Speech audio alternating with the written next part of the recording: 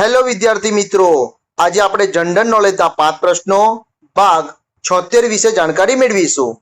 આની પહેલા જનરલ નોલેજના 5 પ્રશ્નો ભાગ 1 થી 75 ના જે વિડીયો છે તે આ યુટ્યુબ ચેનલની અંદર મૂકેલ છે, જે તમે જોઈ શકો છો અને જાણકારી મેળવી શકો છો.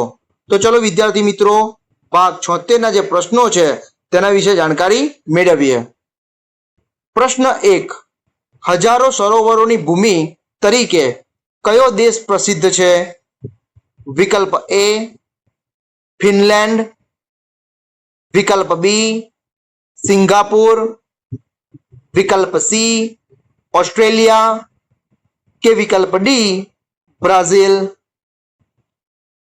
આ પ્રશ્નનો સાચો જવાબ છે વિકલ્પ એ ફિનલેન્ડ.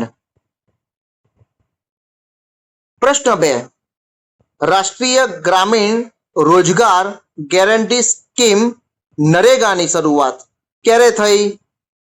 વિકલ્પ એ 1 જાન્યુઆરી 2006, વિકલ્પ બી 2 ફેબ્રુઆરી 2006, વિકલ્પ સી 3 માર્ચ 2006 કે વિકલ્પ ડી 4 એપ્રિલ 2006. આ પ્રશ્નનો સાચો જવાબ છે વિકલ્પ બી 2 ફેબ્રુઆરી 2006. પ્રશ્ન 3. હન્ટર કમિશનની રચના સમયે ભારતના વાઇસરોય કોણ હતા? વિકલ્પ એ લોર્ડ કર્ઝન, વિકલ્પ બી લોર્ડ લિટન, વિકલ્પ સી લોર્ડ કોર્નવાલિસ કે વિકલ્પ ડી લોર્ડ રિપન. આ પ્રશ્નનો સાચો જવાબ છે વિકલ્પ ડી લોર્ડ રિપન.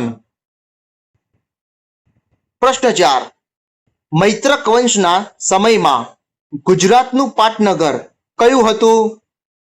વિકલ્પ એ ધોળકા, વિકલ્પ બી વિરમગામ, વિકલ્પ સી દ્વારકા કે વિકલ્પ ડી વલભીપુર. આ પ્રશ્નનો સાચો જવાબ છે વિકલ્પ ડી વલભીપુર. પ્રશ્ન 5. કયા ભારતીય બંધારણીય સુધારા દ્વારા સિક્કિમને ભારતનું 22મું રાજ્ય બનાવવામાં આવ્યું? વિકલ્પ એ 36માં, વિકલ્પ બી 37માં, વિકલ્પ સી 38માં કે વિકલ્પ ડી 39માં. આ પ્રશ્નનો સાચો જવાબ છે વિકલ્પ એ 36માં. વિદ્યાર્થી મિત્રો, આજે મેં તમને ભાગ 76 ના જે પ્રશ્નો છે તેના વિશે જાણકારી આપી. આ પ્રશ્નો તમને તમારી આવનારી જે સ્પર્ધાત્મક પરીક્ષાઓ છે તેમાં તમને મદદરૂપ થશે એવી મને આશા છે. વિદ્યાર્થી મિત્રો, આ વિડીયોના ડિસ્ક્રિપ્શનની અંદર ભાગ 75 ના જે પ્રશ્નો છે તેના વિડીયોની લિંક મૂકેલી છે, ત્યાંથી તમે ભાગ 75 ના જે વિડીયો છે તેને જોઈ શકો છો અને જાણકારી મેળવી શકો છો. વિદ્યાર્થી મિત્રો, આવા જ જનરલ નોલેજને લગતા વિડીયો જોવા માટે મારી યુટ્યુબ ચેનલને લાઈક કરો, શેર કરો અને સબસ્ક્રાઇબ કરો. જય જય ગરવી ગુજરાત. Thank you.